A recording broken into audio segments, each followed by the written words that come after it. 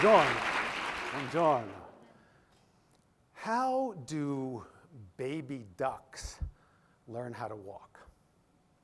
They imitate their mother and their father, little baby ducks.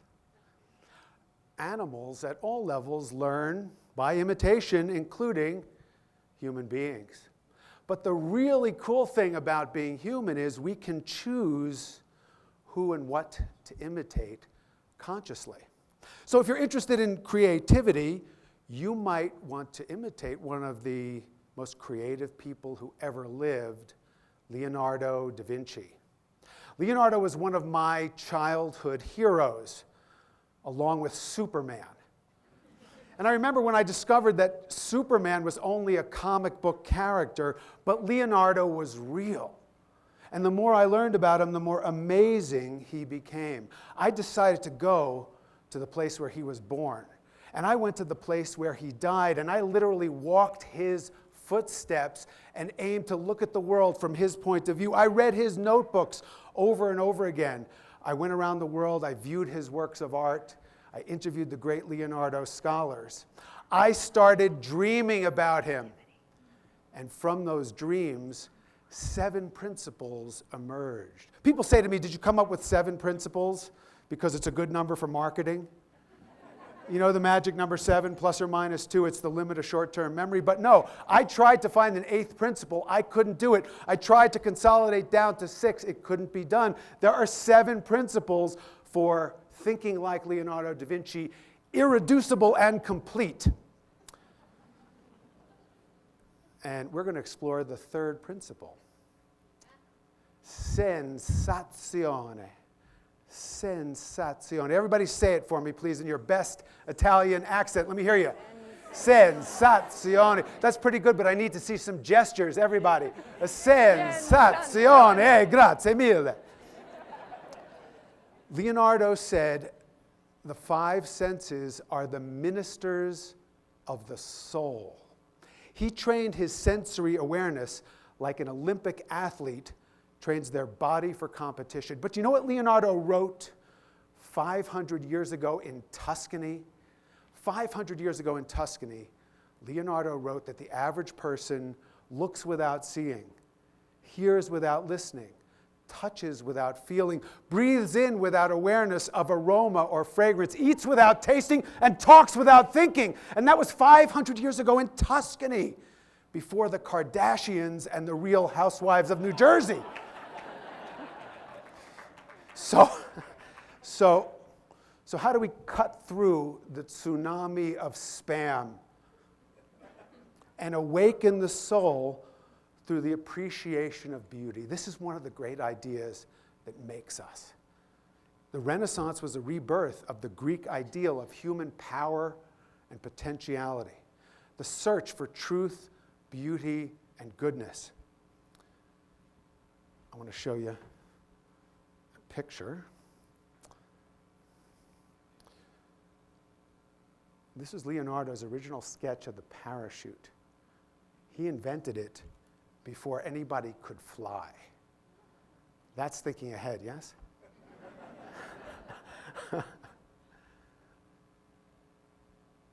Leonardo believed that art, painting, music, surrounding yourself with beauty, awakened the beauty within us. So I go to Italy whenever I can. You know, it's research.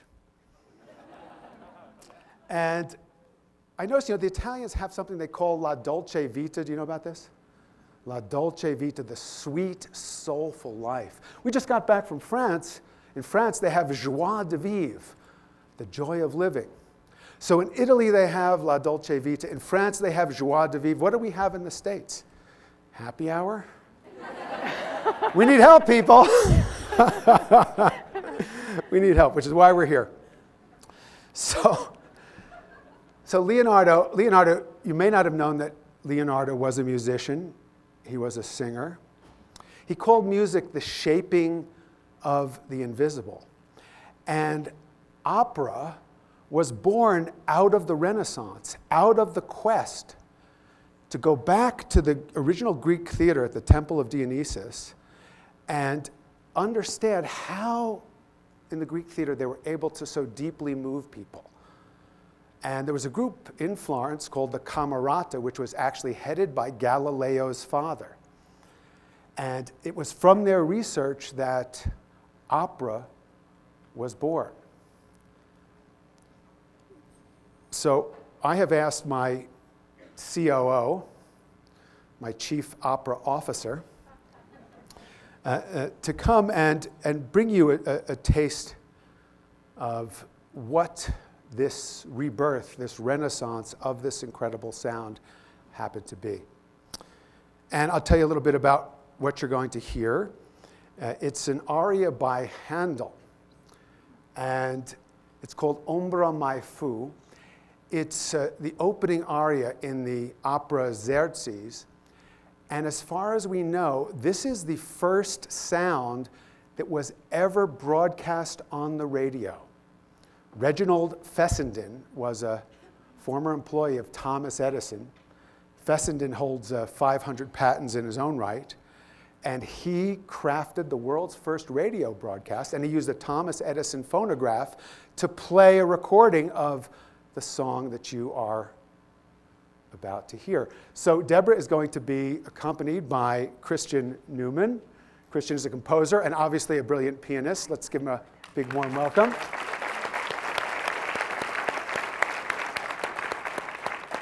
Deborah.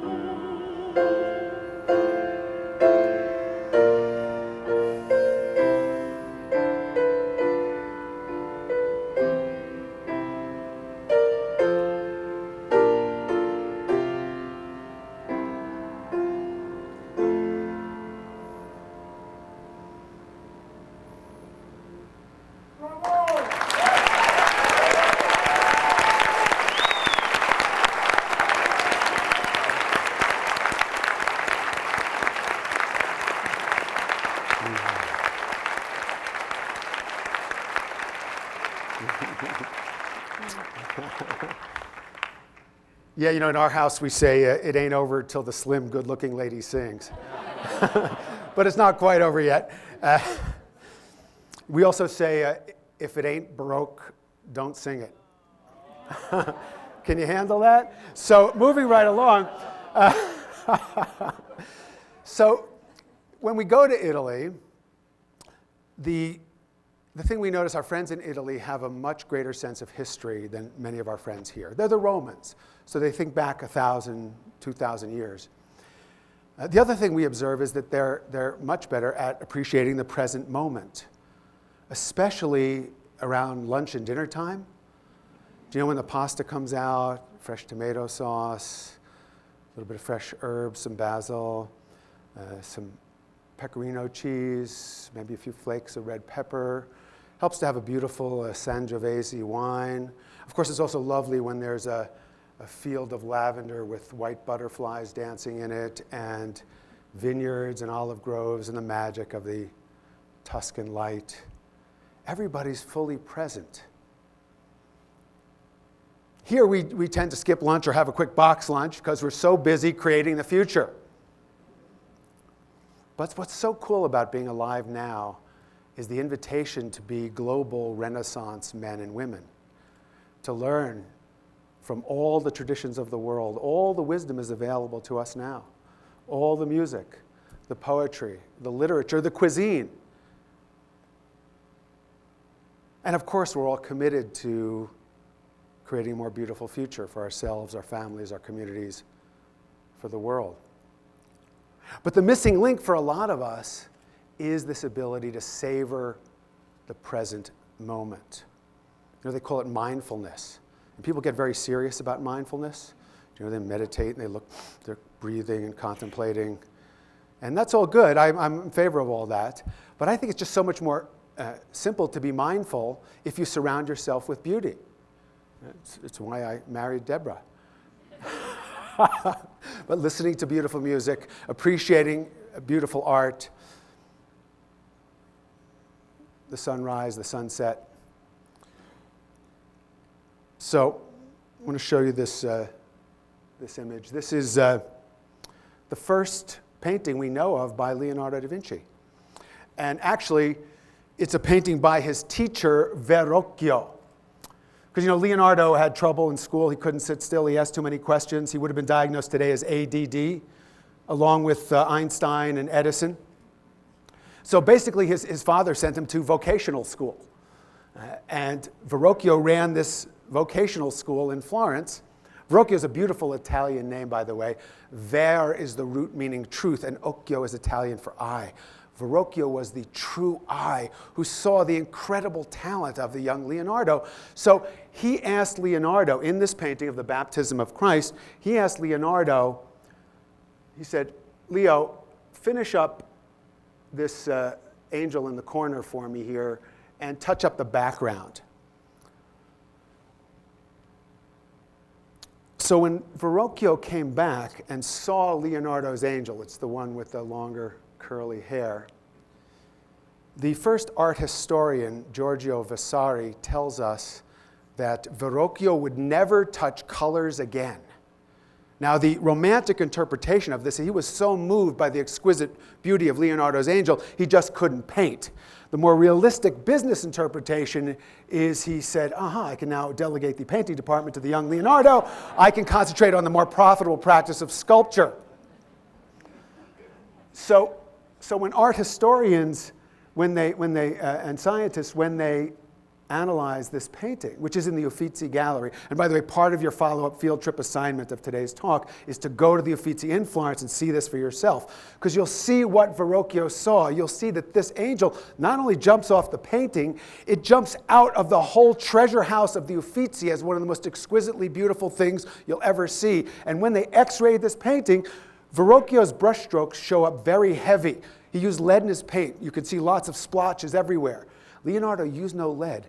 His brushstrokes are so fine. When they x-ray Leonardo's angel, there's nothing there. It's like he really created an angel. And if you want to take away the real essence of what we're here to share today, it's right here in these two angels. Look, please, at Verrocchio's angel. That's this character here. Verrocchio's angel looks to me like a bored choir boy. Verrocchio's angels, baptism of Christ, whatever, fill out the forms, got to do the paperwork. Leonardo's angel looks like, this is a miracle, which is, after all, the subject of the painting, right? And it was another genius, Einstein, who said there are two ways to live your life. One is as though nothing is a miracle. The other is as though everything is a miracle. So, turns out in my research, I discovered that Leonardo da Vinci was a juggler. He used to do it to entertain his patrons in between creating world-changing masterpieces. And you know the research, by the way, that suggests that learning how to juggle helps to integrate the two hemispheres of your brain? Did you see that? The headlines after the study they did in Germany? Professor Arnie May, it's Reuters, BBC, it said juggling improves your brain. So I learned to juggle many years ago. I thought it was incredibly beautiful. I wanted to learn how to do it. I went to somebody who was a great juggler, but he wasn't such a good teacher, because you know what he said to me? He said, take these 3 balls, throw them up, don't let any of them drop. Did you ever get an instruction like that in the course of your career? Well, I really wanted to learn. I tried really hard. I kept failing.